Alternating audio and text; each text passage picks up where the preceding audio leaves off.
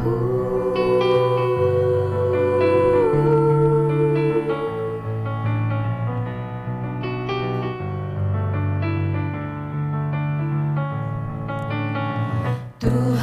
Kau hadir, kuasa yang mengalir melawat setiap hati kami.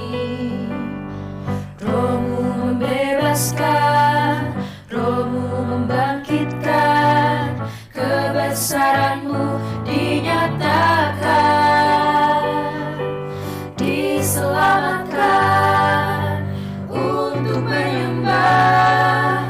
Datanglah kerajaan-Mu di dunia, di hadapan tata-Mu seluruh jiwa menyatu, nyanyikan pujian senada dengan surga.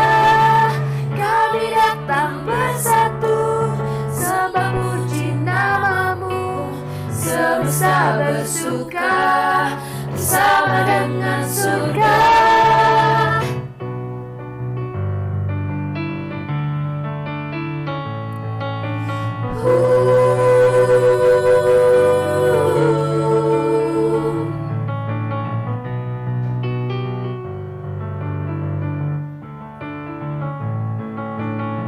Tuhan, Kau hadir, kuasa-Nya mengalir melawat setiap hati kami.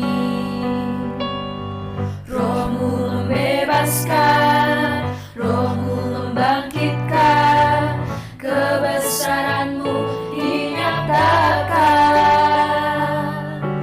diselamatkan untuk menyembah.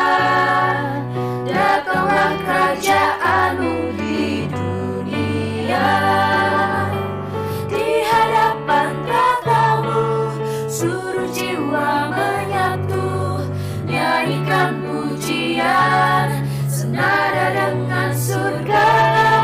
Kami datang bersatu, sembah puji nama-Mu, semesta bersuka bersama dengan surga.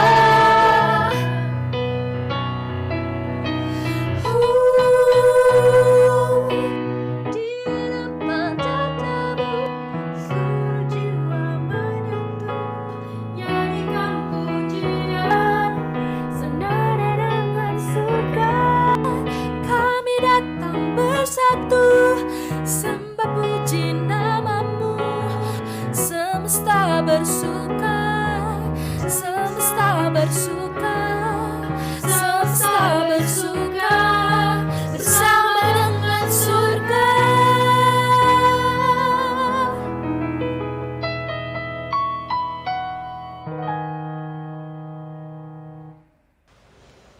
Shalom Bapak Ibu yang dikasihi oleh Tuhan.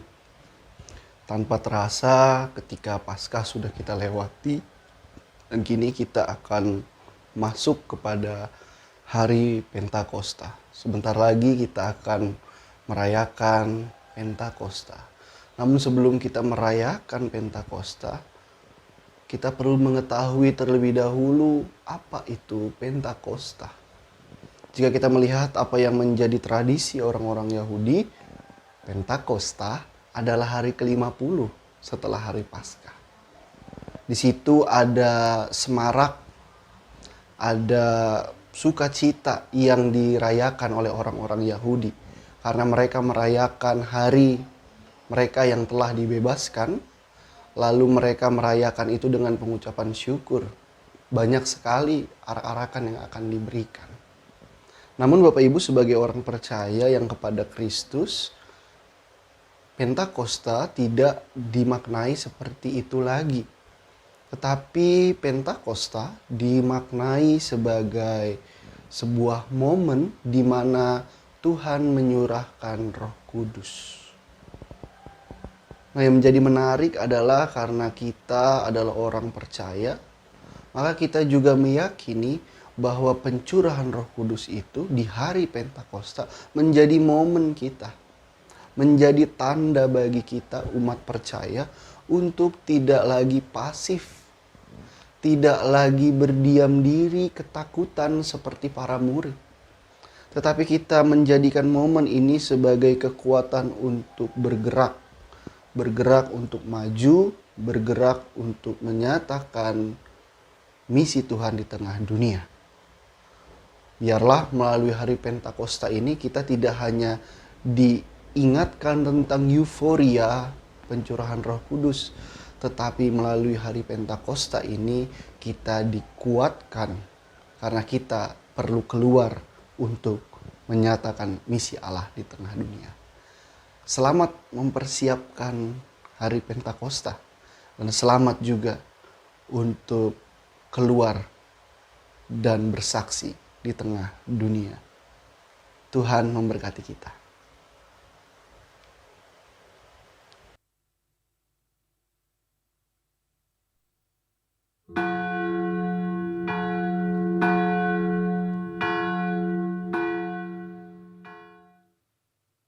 Shalom, selamat hari kenaikan Tuhan dan selamat beribadah bagi Bapak, Ibu, Saudara sekalian yang mengikuti melalui kanal YouTube GKI Pengadilan dimanapun Anda berada. Mazmur 145 ayat 1-2 menyatakan, Aku hendak mengagungkan Engkau ya Allahku, ya Raja, dan aku hendak memuji namamu untuk seterusnya dan selamanya.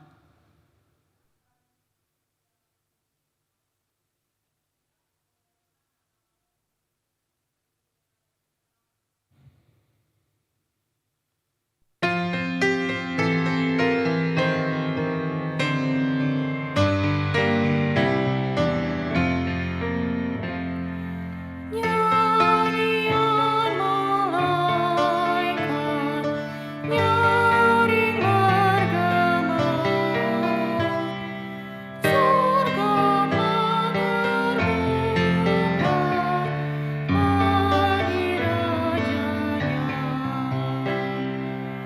Yesus Raja kasih, baik katanya. Sudahlah sempurna karya selamatnya.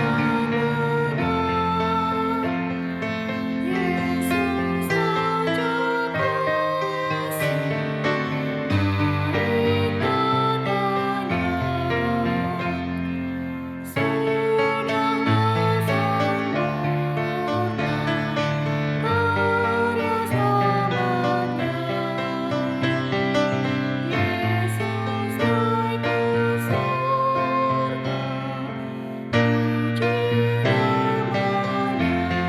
Dia yang tersalib bagi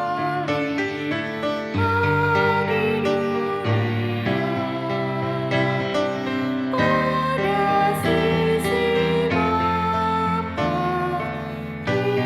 ini mulia. Tak sengsara lagi, hidup selamanya. Yesus Raja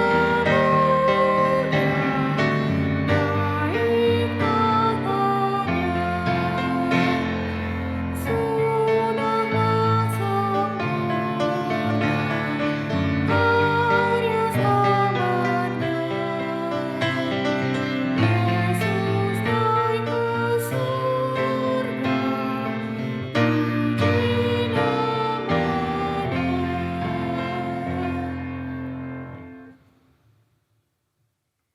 Umat yang terkasih, ibadah kenaikan Tuhan ini kita langsungkan dengan penghayatan bahwa pertolongan kita adalah dalam nama Tuhan yang menjadikan langit dan bumi.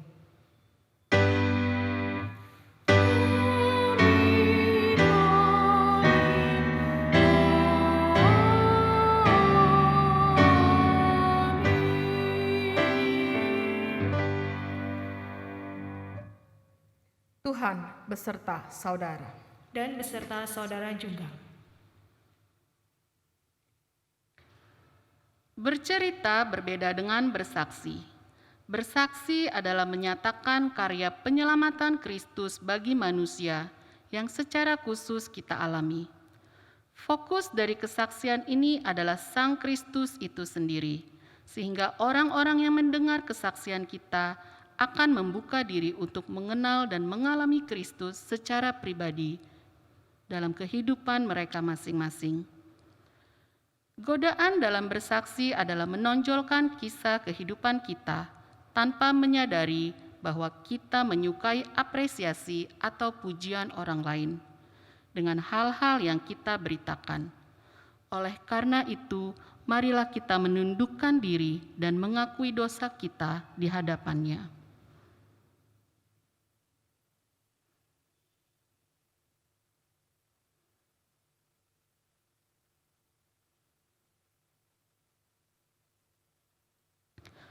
Ampuni kami ya Tuhan, karena kami sering mencuri kemuliaan-Mu dalam kisah kehidupan kami.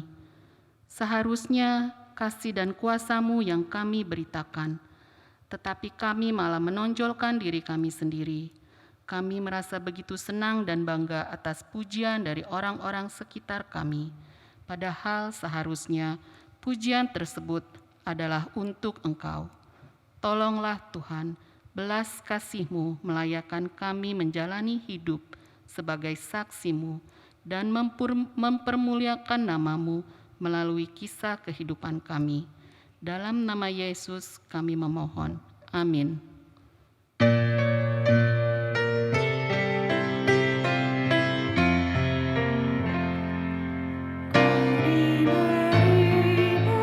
belas kasihan oleh Kamu yang Hakimah. Adikku aku ini heran,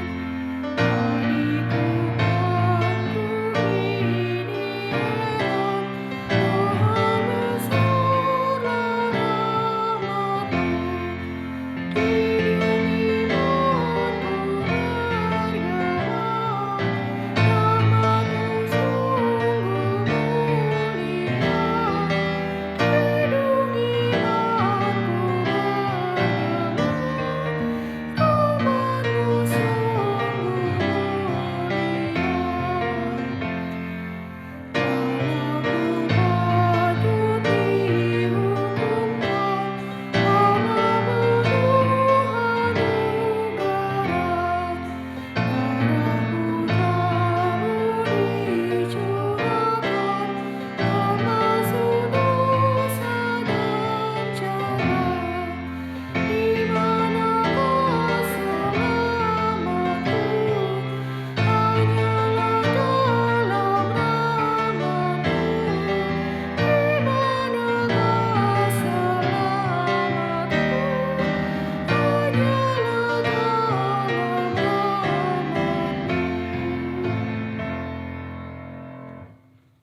Mari kita menyambut anugerah Tuhan. Anugerah Tuhan nyata bagi setiap kita yang mau mengaku dosa dan memperbaharui hidup, seperti yang dinyatakan dalam Yoel 2 ayat yang ke-13. Koyakanlah hatimu dan jangan pakaianmu. Berbaliklah kepada Tuhan Allahmu, sebab Ia pengasih dan penyayang, panjang sabar dan berlimpah kasih setia, dan Ia menyesal karena hukumannya. Di dalam Kristus engkau telah diampuni. Di dalam Kristus engkau pun telah diampuni. Damai Kristus bagimu. Damai Kristus bagimu juga.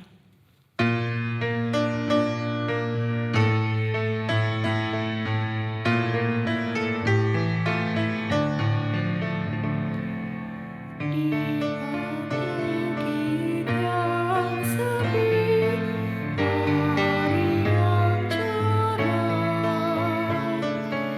Tuhan Yesus terangkatlah sambil memberi berkat.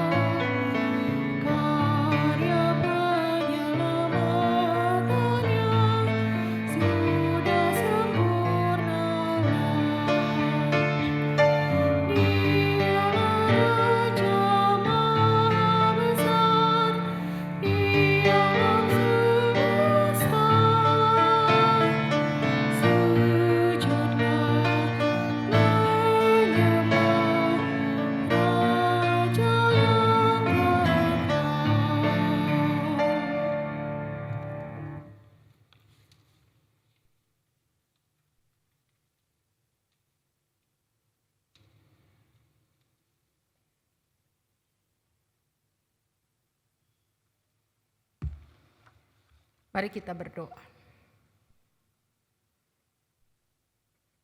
Di hari yang baru yang Engkau anugerahkan kepada kami bersyukur karena kami kembali menghayati peristiwa yang luar biasa agung, yaitu di dalam kenaikan Tuhan. Kami merasakan Tuhan, bahwa begitu kasih-Mu kepada kami, begitu Engkau mencurahkan segala-galanya untuk kami dapat menjalani hari-hari kami sebagai umat-Mu. Oleh karena itu, memaknai kembali kenaikan-Mu, kami akan membaca, mendengarkan dan juga merenungkan firman Tuhan. Tolong kami di dalam kuat kuasa-Mu dan hikmat Roh-Mu yang kudus, sehingga firman-Mu ini sungguh-sungguh menjadi pegangan, kekuatan untuk kami menjalani hari-hari kami. Jadikan kami pelaku-pelaku firman-Mu, ya Tuhan. Pada saat ini kami juga berdoa untuk hamba-Mu yang dipercayakan menyampaikan pemberitaan firman Tuhan. Di dalam segala keterbatasannya, biarlah Engkau yang menguduskan, yang melayakkan dan memampukan hamba-Mu untuk dapat memperkatakan kebenaran firman Tuhan, seturut dan sesuai dengan maksud Tuhan saja. Di dalam nama Tuhan Yesus kami berdoa. Amin.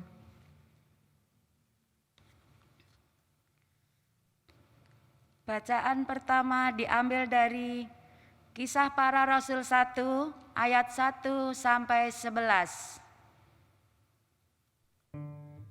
Bacaan pertama diambil dari Kisah Para Rasul 1 ayat 1 sampai 11. Hai Theophilus, dalam bukuku yang pertama aku menulis tentang segala sesuatu yang dikerjakan dan diajarkan Yesus sampai pada hari Ia terangkat.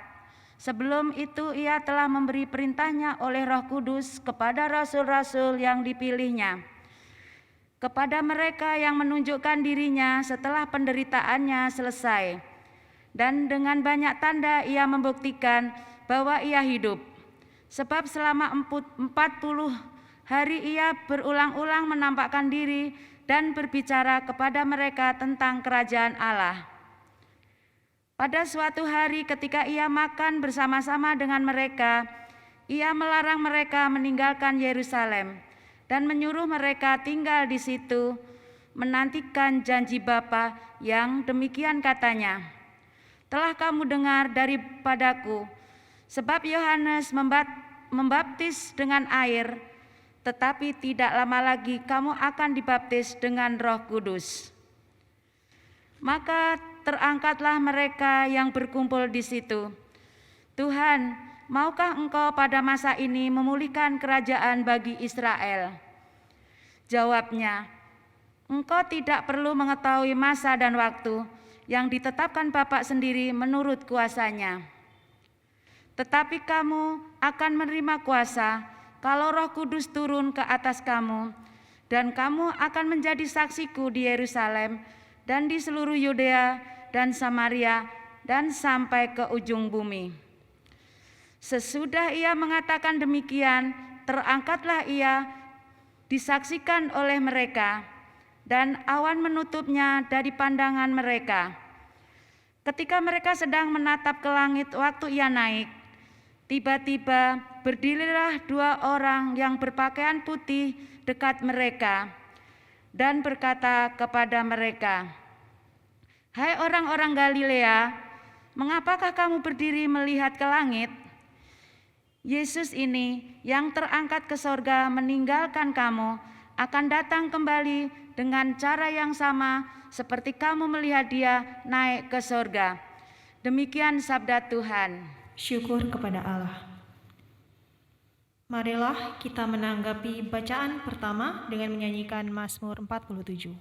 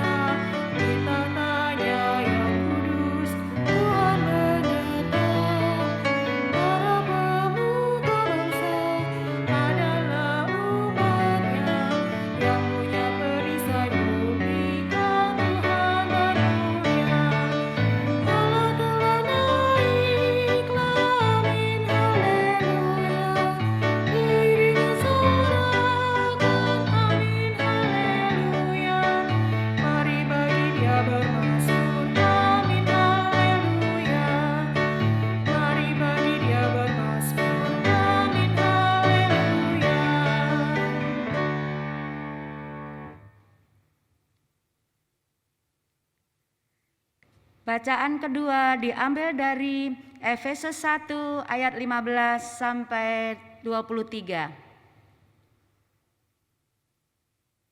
Bacaan kedua diambil dari Efesus 1 ayat 15 sampai 23. Doa untuk pengertian tentang kemuliaan Kristus.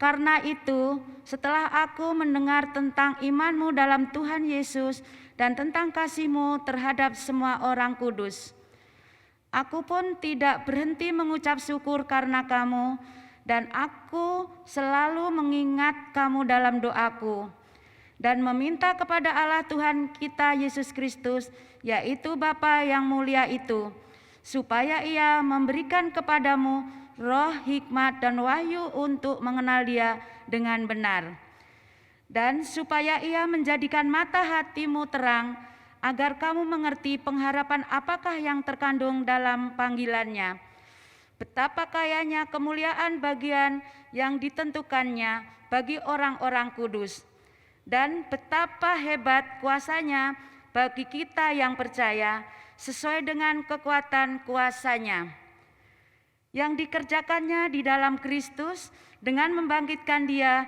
dari antara orang mati dan mendudukan Dia di sebelah kanannya di surga, jauh lebih tinggi dari segala pemerintah dan penguasa dan kekuasaan dan kerajaan dan tiap-tiap nama yang dapat disebut, bukan hanya di dunia ini saja, melainkan juga di dunia yang akan datang. Dan segala sesuatu telah diletakkannya di bawah kaki Kristus, dan Dia telah diberikannya kepada jemaat sebagai kepala dari segala yang ada.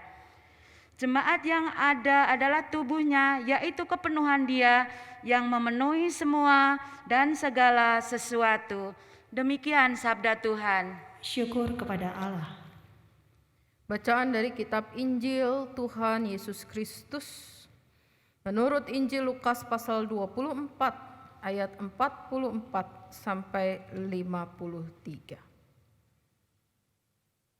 Injil Lukas pasal 24 ayat 44 sampai 53. Ia berkata kepada mereka, "Inilah perkataanku yang telah kukatakan kepadamu ketika aku masih bersama-sama dengan kamu, yakni bahwa harus digenapi semua yang ada tertulis tentang aku dalam kitab Taurat Musa dan kitab nabi-nabi dan kitab Mazmur."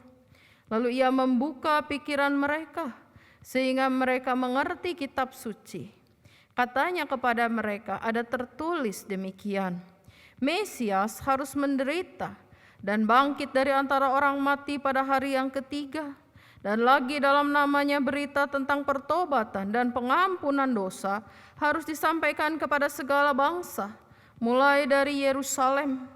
Kamu adalah saksi dari semuanya ini. Dan aku akan mengirim kepadamu apa yang dijanjikan Bapakku. Tetapi kamu harus tinggal di dalam kota ini sampai kamu diperlengkapi dengan kekuasaan dari tempat tinggi. Lalu Yesus membawa mereka keluar kota sampai dekat Betania. Di situ ia mengangkat tangannya dan memberkati mereka. Dan ketika ia sedang memberkati mereka, ia berpisah dari mereka dan terangkat ke sorga. Mereka sujud menyembah kepadanya. Lalu mereka pulang ke Yerusalem dengan sangat bersukacita. Mereka senantiasa berada di dalam bait Allah dan memuliakan Allah. Demikianlah Injil Tuhan kita Yesus Kristus, yang berbahagia adalah setiap kita yang mendengarkan firman Tuhan dan yang memeliharanya. Haleluya.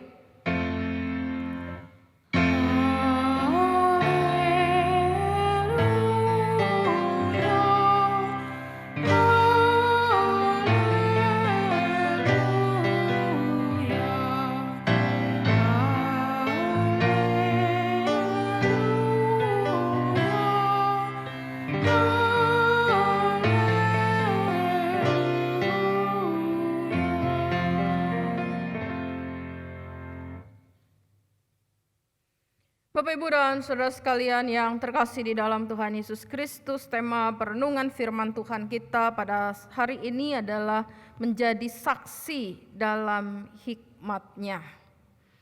menjadi saksi atau bersaksi. Tahun lebih kita telah menjalani masa pandemi COVID-19, di mana sekarang sampai dengan sekarang ya persekutuan kita dilakukan secara online. Kita tidak bisa bertemu muka, kita ada di tempat kita masing-masing, tetapi kita bersama-sama bersekutu. Ya. Caranya berbeda. Mungkin sikap kita pun berbeda ketika kita melakukan persekutuan itu. Kalau sebelumnya, kalau kita mau persekutuan wilayah, persekutuan doa, persekutuan komisi-komisi, ya kita mempersiapkan diri dari rumah, pakaian kita, perlengkapan kita, terutama kita persiapkan hati kita, lalu kita datang ke tempat persekutuan, berkumpul bersama. Sekarang enggak, di rumah masing-masing. Beda. Cara kita menerima firman berbeda, karena sekarang pakai Zoom begitu, atau juga mengikuti, ada beberapa yang bisa diakses dengan YouTube, ikut dari YouTube. Tetapi Bapak Ibu, saya mencermati ada yang tetap sama. Di dalam persekutuan baik sebelum pandemi maupun saat ini ketika sedang pandemi. Samanya apa? Samanya kalau orang dikatakan, mari sekarang siapa di antara Bapak Ibu yang mau bersaksi, mau membagikan kisah begitu ya. Sama, diamnya juga sama gitu ya.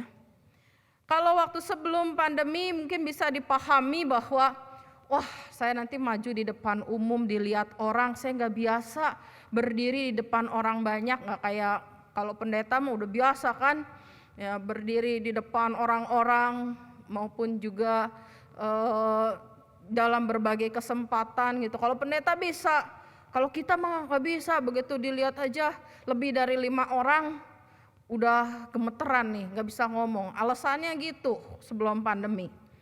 Pas pandemi persekutuan online yang dilihat cuman layar doang di depan, tetap aja nggak bisa bersaksi, itu kan? Kenapa nggak bisa? Kenapa tetap diam-diam aja gitu kalau dikatakan, ayo ada yang mau kesaksian? Ya, aduh, kayaknya nggak ada ceritaan yang bisa dibagikan nih, kayaknya hidup kita ya sama aja lah, semua juga lagi pandemi gitu ya. Nah, apa sih susah? Kenapa sih Bapak Ibu, kok susah banget sih kalau dimintain kesaksian? Ya. Jawabannya lagi-lagi tetap sama, takut. Kayaknya nggak mampu, belum bisa ngomong. Ya, untuk ngomong, bersaksi, ya nggak bisa. Terus saya pengen tahu sih sebenarnya, kalau Bapak Ibu nggak bisa ngomong untuk bersaksi, ya, kok kalau cerita sama orang personal ceritanya bisa seru dan panjang. Kalau ngumpul, ya ngumpulnya bukan ngumpul rame-rame, misalnya ya 3 orang ketemu gitu ya tiba-tiba, karena misalnya seperti ya pergi ke pasar kan tidak direncanakan ketemu, itu bisa saking senengnya gitu ya cerita di pinggir pasar itu ya panjang sekali, panas juga nggak apa-apa gitu kan, ya bisa. Tapi kalau ketika persekutuan nggak ada yang diadepin selain layar begitu ya, nggak bisa, kan aneh. Ya. Ada orang yang bisa bercerita panjang lebar bukan karena pakai omongan tetapi pakai tulisan, ya di Facebook. Bikin story, bikin cerita di Instagram ya dengan foto menjelaskan begini begitu, wah sampai berjilid-jilid gitu ya, bisa sambung menyambung ceritanya, bisa. Kenapa bersaksi itu jadi sulit buat kita? Seperti tadi di kata pembuka dikatakan bahwa ya karena bersaksi itu adalah bagaimana kita menyampaikan, kita memberitakan, berfokus terhadap Sang Kristus itu sendiri. Nah itu tuh pendeta, di situ tuh susahnya. Ya kan kalau apa-apa kita kalau cerita hidup kita mah kan mengalir gitu aja. Tapi kalau mesti ngomongin ada Tuhan Yesusnya itu susah tuh. Jadi nyambunginnya susah. Bapak Ibu Tolong ya. Ya, kalau kita melihat hidup kita ya dan kita berpikir susah nih nyambungin cerita hidup kita sama Tuhan Yesus. Nah, yang mesti diganti apa? Yang mesti diganti itu pikiran kita sebenarnya. Kenapa? Karena antara cerita hidup kita sama Tuhan Yesus ini nggak pernah terpisah sebetulnya. Ya. Kan kita sebagai orang percaya meyakini kalau Tuhan Yesus itulah yang membuat cerita kehidupan kita. Tuhan Yesus itulah yang berkarya di dalam hidup kita sehingga hidup kita punya cerita. Baik naik turun, ada kesusahan, ada pergumulan, Tuhan Yesus tidak pernah terpisah. Tuhan Yesus ada di dalamnya. Tuhan Yesus bekerja di dalamnya. Tuhan Yesus menyertai kita sehingga sebetulnya kita ya, tidak perlu ragu untuk kita bisa bersaksi. Karena dalam hidup kita menarik nafas sekalipun di situ ada karyanya Tuhan buat kita. Nah, memang yang seringkali membuat kita gagal untuk bersaksi itu adalah ya, karena kita hanya memikirkan ya, bagian yang kita alami secara nyata. Ya, yang kita lihat, yang kita dengar, yang kita rasakan begitu ya. Dan sulit ya bagi kita untuk masuk lebih dalam bahwa disitulah pada apa yang kita lihat, pada apa yang kita dengar, pada apa yang kita rasakan, disitulah Tuhan ada. Sehingga cerita kita bisa jadi seru hanya karena kita berbagi fakta dan info, tetapi belum sampai berbagi kepada Dia yang bikin cerita. Dia yang punya cerita kehidupan kita. Nah, hari ini kita mau belajar Bapak Ibu Saudara sekalian supaya cerita kita, cerita hidup kita gak berhenti sampai pada berbagi fakta dan info. Berbagi fakta itu apa? Waduh, Bu, saya ini ngalamin kesusahan loh pada zaman COVID ini. Ya, wah, usaha saya susah. Itu berbagi fakta, usahanya susah betul. Ya. Berbagi fakta bahwa aduh keluarga saya bergumul dengan masalah kesehatan keluarga saya, itu fakta. Tapi kita mau bahwa mulai dari hari ini kita tidak berhenti pada cerita kehidupan, fakta-fakta kehidupan kita saja. Kita mau memakai itu untuk menyatakan Dia yang punya cerita. Bersaksi tentang Dia yang memiliki kehidupan kita. Oleh karena itu mari kita bersama belajar dari bacaan Injil kita pada hari ini. Kita melihat dan belajar dari kehidupan para murid. Para murid sebagai orang Yahudi, mereka telah tahu apa yang menjadi Taurat Musa, apa yang menjadi kitab nabi-nabi dan Mazmur. Tuhan Yesus mengatakan itu. Ya, semua yang ada tertulis itu mereka sudah punya. Bahkan mereka juga punya kesempatan untuk mendapatkan pengajaran dari Yesus secara langsung. Bapak Ibu, kalau kita melihat runutan ini, baik Taurat, kitab nabi-nabi, kitab Mazmur, bahkan juga pengajaran Yesus, ini adalah fakta-fakta kehidupan para murid. Mereka dibesarkan dengan itu. Mereka mengalami perjalanan pelayanan bersama dengan Yesus. Tetapi ini fakta.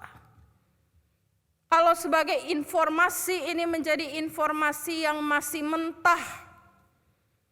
Tidak diolah sama sekali. Kenapa? Ya, membaca yang tertulis, ya memang sudah tertulis. Mendengar Yesus, ya dia mendengar.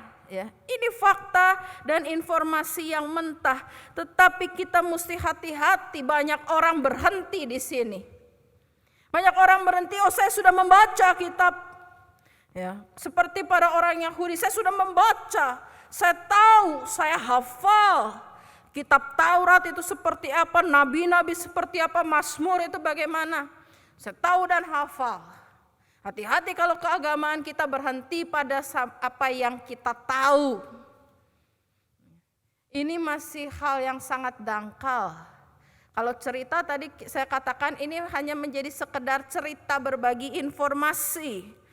Di dalamnya tidak ada pegangan buat kita.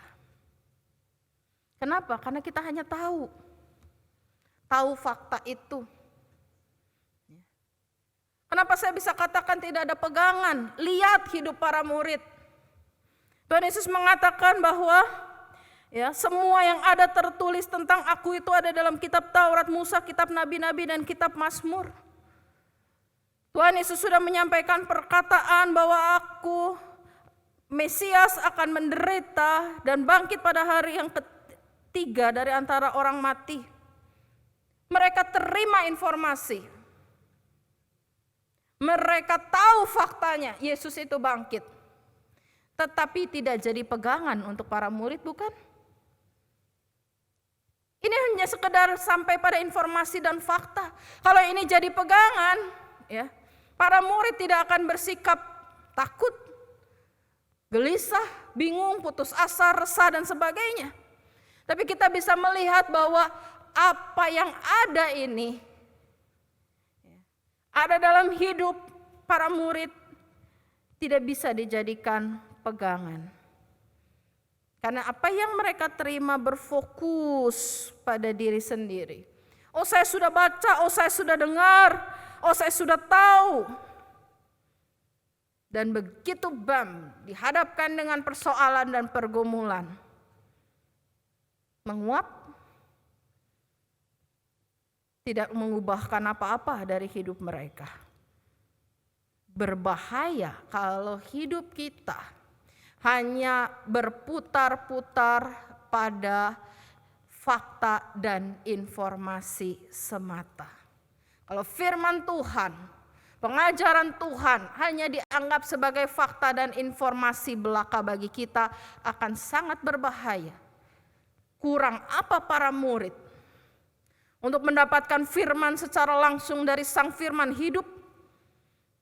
Tapi ternyata hidup mereka kita bisa lihat dan tahu di dalam bacaan-bacaan Minggu Paskah.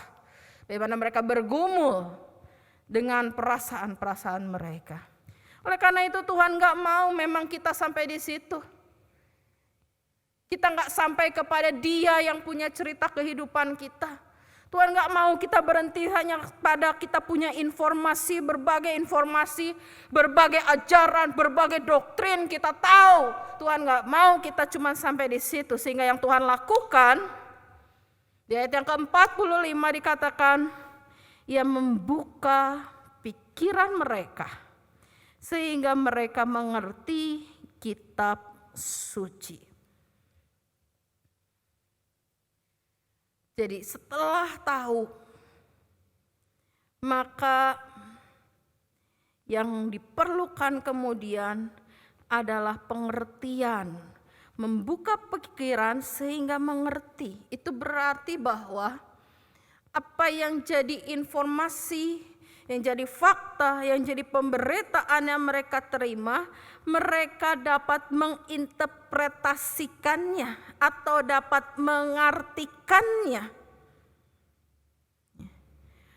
Apa sih maksud di balik semuanya ini? Dan kita bisa melihat bahwa pengertian itu dinyatakan Tuhan kepada para murid. Kalau itu terjadi pada para murid, itu juga terjadi dalam hidup kita. Tetapi memang untuk bisa kita mengalami Tuhan membuka pikiran kita, harus terlebih dahulu ada kesediaan bagi kita untuk dibuka oleh Tuhan.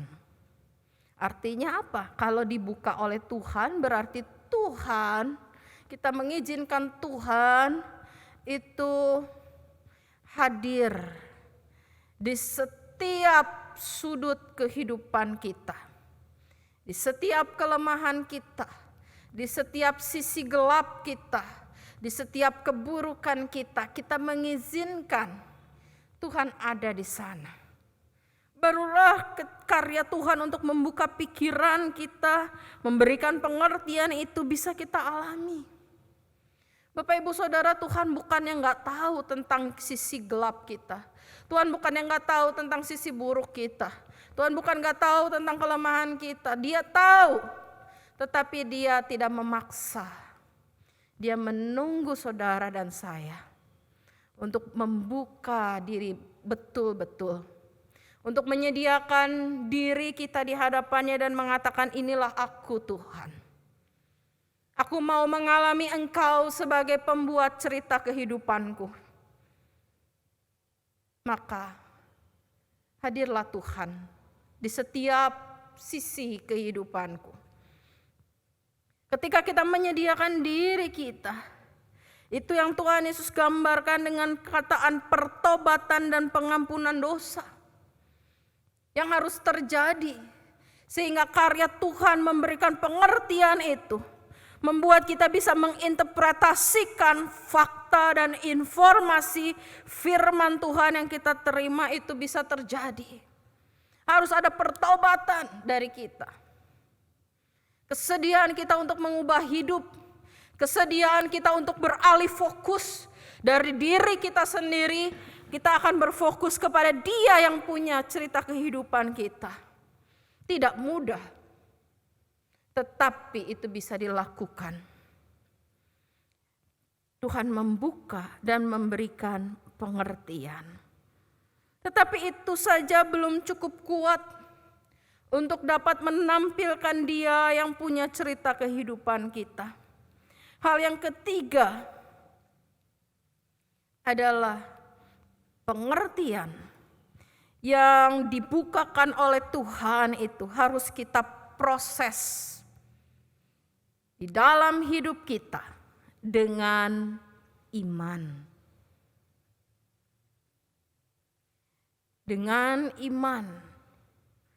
Apa yang telah dinyatakan kepada kita, tuntunan Tuhan untuk kita bisa menerima dan menjadikan kata-kata firman itu hidup di dalam diri kita, hidup di dalam setiap kesukaran dan penderitaan kita, maka kita perlu berproses di dalam iman.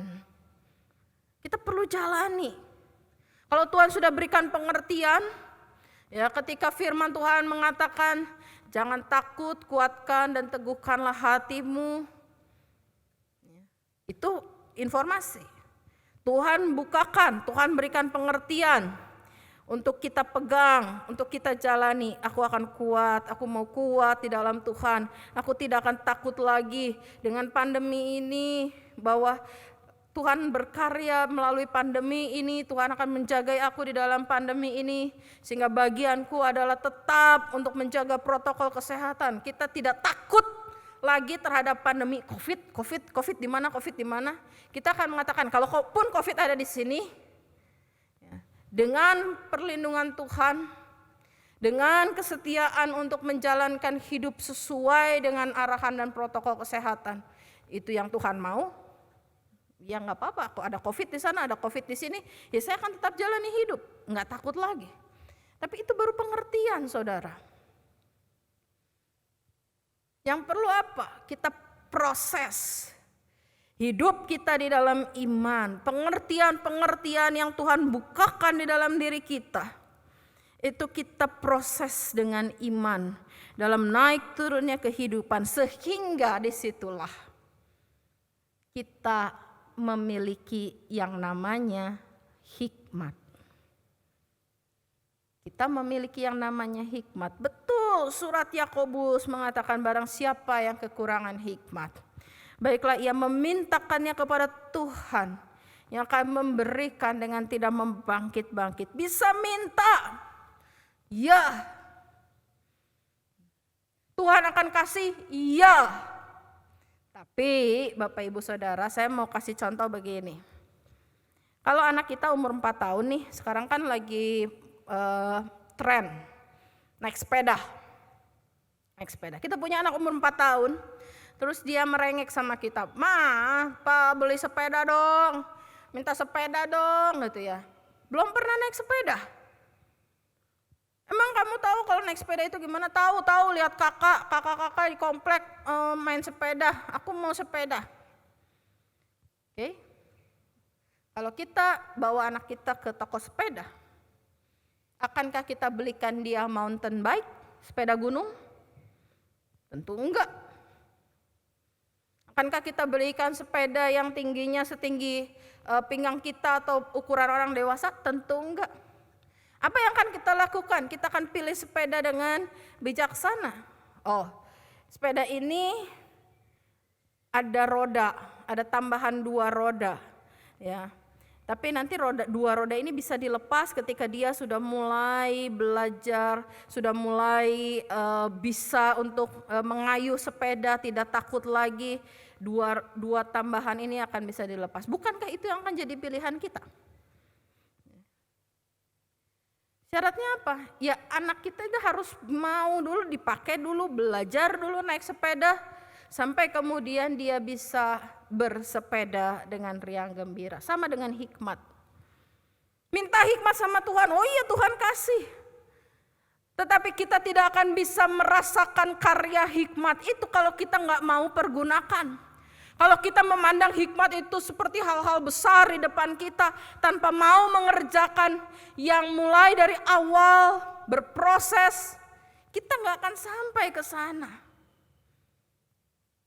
Yang Tuhan mau adalah bagaimana kita berproses hidup kita dalam iman sehingga ada hikmat. Cerita kehidupan kita bisa kita maknai di dalam hikmat. Hikmat itu adalah, kalau mau gampangnya ya, menjadi aplikasi, menjadi penerapan dari pengertian yang Tuhan taruhkan. Kita menerapkan pengertian itu. Itulah hikmat. Bukan untuk mengerti, pengertian itu diberikan oleh Tuhan. Di dalam pimpinan Tuhan, di dalam tuntunan Tuhan, di dalam rohnya. Tetapi hikmat lebih spesifik lagi untuk membuat kita bisa mengaplikasikan pengertian yang kita terima. Dan disitulah menjadi saksi. Bahwa dari cerita kehidupan kita, kita sampaikan di dalam hikmat. Bahwa cerita itu bukan sekedar fakta, tetapi menjadi pengalaman hidup yang mengubahkan kita. Pengalaman hidup yang kemudian menjadi sesuatu pelajaran yang baru. Karena orang mengalami Tuhan hadir di dalamnya. Dan ketika kita bersaksi di dalam hikmatnya, maka sikap kehidupan kita sebagaimana yang dikatakan terjadi dalam para murid menjadi saksi, maka sikap mereka adalah mereka penuh dengan sukacita. Mereka berani berhadapan dengan siapa saja, tidak takut. Mereka berani berada di tengah-tengah orang Yahudi lainnya. Dikatakan mereka senantiasa berada di dalam bait Allah. Di tengah orang-orang yang justru membenci Yesus. Mereka ada di situ dan mereka memuliakan Allah. Bapak Ibu Saudara, inilah hidup yang Tuhan inginkan terjadi di dalam kita. Tuhan tidak pernah membuat hidup kita biasa-biasa saja. Pandanglah hidup saudara dan saya adalah hidup yang luar biasa. Bukan diukurkan pada orang lain, tetapi diukurkan bagaimana dia yang punya cerita kehidupan kita itu terus berkarya di dalam kita. Berkarya dari setiap kelemahan dan kehancuran kita. Tapi dia tidak tinggalkan kita, dia bentuk kita.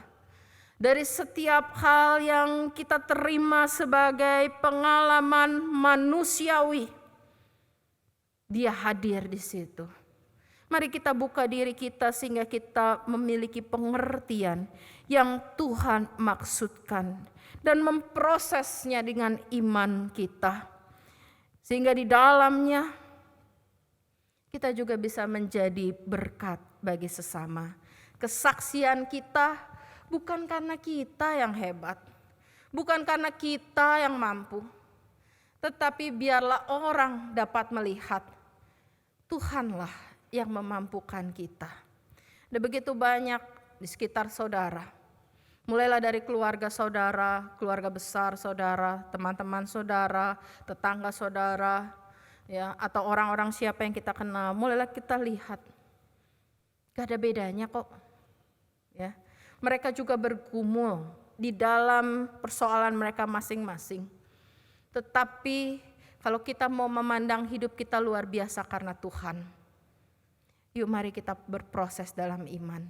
Sehingga kesaksian kita, entahkah itu di dalam kata maupun juga di dalam perbuatan, yang kita lakukan dengan hikmat yang Tuhan taruhkan di dalam kita, karena kita mau hidup dengan iman, itu akan mengubahkan banyak orang.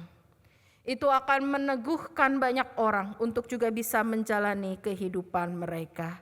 Dan belajar dari para murid, jangan takut. Ya, jangan takut terhadap apa yang ada. Mereka gak takut lagi sama orang Yahudi, mereka berani tinggal di bait Allah. Ya, dan mereka penuh dengan sukacita. Biarlah sukacita yang sama, keberanian yang sama juga ada di dalam diri kita sebagai saksi-saksi Kristus dan memampukan kita menjadi berkat selalu. Amin.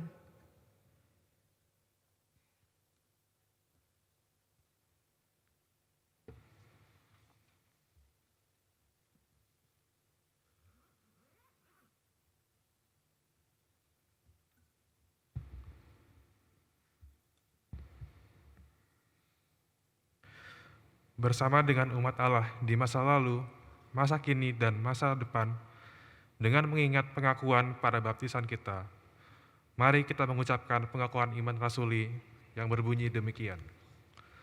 Aku percaya kepada Allah, Bapa yang Maha Kuasa, Khalik langit dan bumi, dan kepada Yesus Kristus, Anaknya yang tunggal, Tuhan kita, yang dikandung daripada Roh Kudus, lahir dari anak darah Maria, yang menderita sengsara di bawah pemerintahan Pontius Pilatus, disalibkan, mati dan dikuburkan, turun ke dalam kerajaan maut, pada hari ketiga bangkit pula dari antara orang mati, naik ke sorga, duduk di sebelah kanan Allah, Bapa yang Maha Kuasa, dan dari sana Ia akan datang untuk menghakimi orang yang hidup dan yang mati.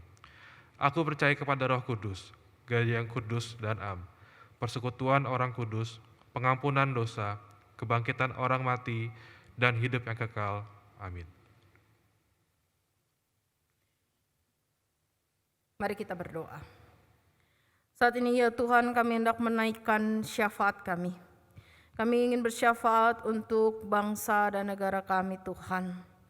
Di dalam situasi di mana sebagian besar dari masyarakat kami merayakan sukacita Idul Fitri, biarlah Tuhan mereka boleh tetap menjalaninya dengan mengingat protokol kesehatan dan juga tetap menjaga jarak dan mewaspadai untuk sikap-sikap yang mungkin saja dapat membawa mereka ke dalam gangguan kesehatan. Kami mohon Tuhan, Engkau berkati aparat keamanan yang berjaga-jaga tetap di masa liburan ini, hari raya, Tuhan yang tolong supaya mereka juga dapat berjaga dengan baik.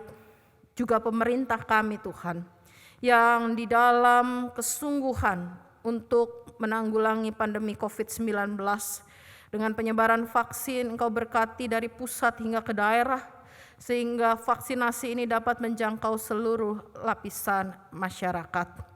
Kami juga pada saat ini mau berdoa Tuhan untuk jemaat Tuhan di GKI Pengadilan, untuk setiap kegiatan pelayanan yang ada, Engkau yang senantiasa memimpin, sehingga kegiatan-kegiatan pelayanan kami ini dilakukan di dalam pengertian yang Tuhan bukakan dan berproses di dalam iman, sehingga ada hikmat yang dipakai, yang diberitakan di dalam setiap kegiatan pelayanan kami. Kami juga memohon pimpinan Tuhan di dalam proses perizinan sarana tempat ibadah di daerah Bogor Barat. Tuhan yang beracara di dalamnya, ya Tuhan. Kami juga mau berdoa untuk panitia Pekan Pentakosta yang menyelenggarakan berbagai juga acara persekutuan. Biarlah ini menjadi sarana bagi kami menghayati kembali akan hadirnya Engkau di dalam kehidupan kami. Biarlah semua yang dipersiapkan Tuhan, Engkau yang akan menyempurnakan. Kami juga mau berdoa untuk saudara-saudari kami yang sedang sakit di dalam kelemahan tubuh yang namanya tidak dapat kami sebutkan satu persatu. Kami percaya Tuhan hadir bersama dengan mereka, beserta mereka dan memberikan pemulihan yang terbaik. Berkati keluarga yang menjaga dan merawat. Berikan sukacita dan kesabaran ya Tuhan.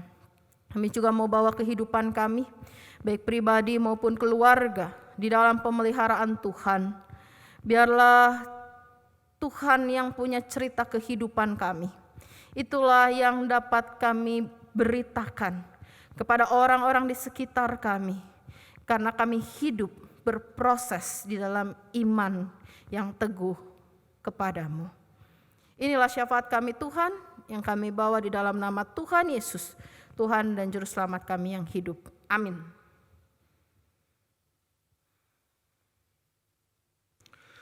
Marilah kita mempersembahkan syukur kita dengan berlandaskan Mazmur 54 ayat 8. Dengan rela hati, aku akan mempersembahkan korban kepadamu. Bersyukur sebab nama-Mu baik, ya Tuhan.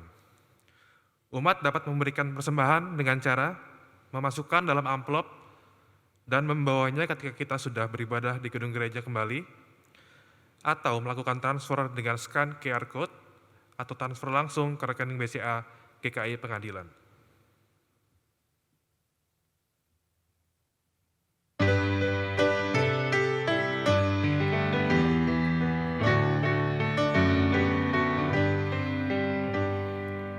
Hujan akan tercurah, itulah janji kudus. Hidup segar dari surga, yang diberi penebus. Hujan berkat, itu yang kami perlu. Sudah menetes berkat-Mu, biar tercurah penuh.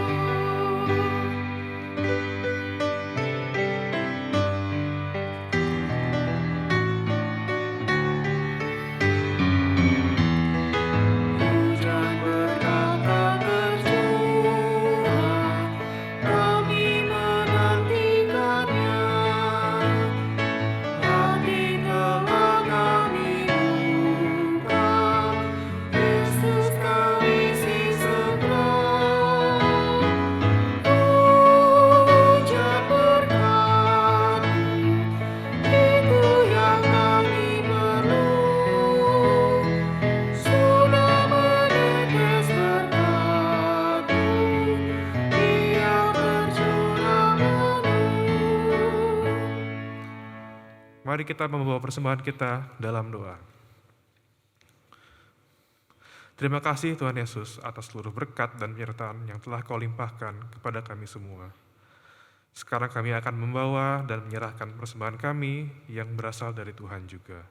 Terimalah dan kuduskanlah ya Tuhan, agar persembahan ini bisa menjadi saluran berkat-Mu dalam pelayanan gereja di tempat ini maupun di tempat lain. Ajar kami juga untuk bisa mempersembahkan hidup kami sebagai persembahan yang kudus dan berkenan di hadapan-Mu ya Tuhan. Doa ini kami hantarkan hanya di dalam nama-Mu, Tuhan Yesus, Juru Selamat kami yang hidup. Amin.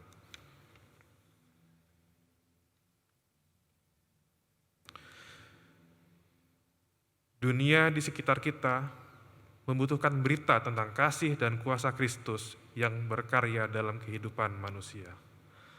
Pakailah hikmat-Nya, sehingga dimanapun berada, kita dimampukan untuk menjadi saksinya.